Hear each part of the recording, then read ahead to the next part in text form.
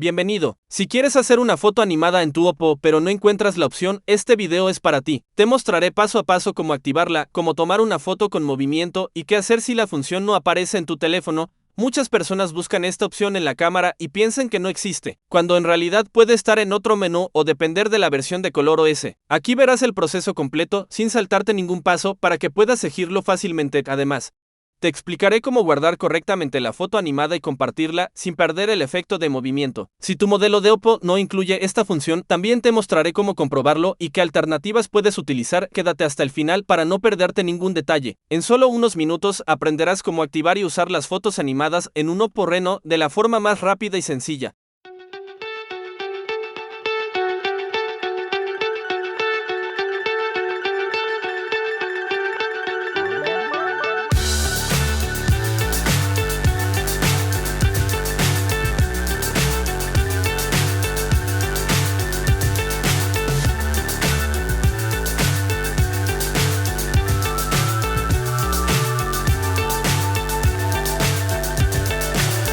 So high, I'm hypnotized.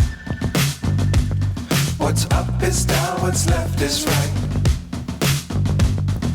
Chasing stars and holding you. I can't see the end, but we'll see it through.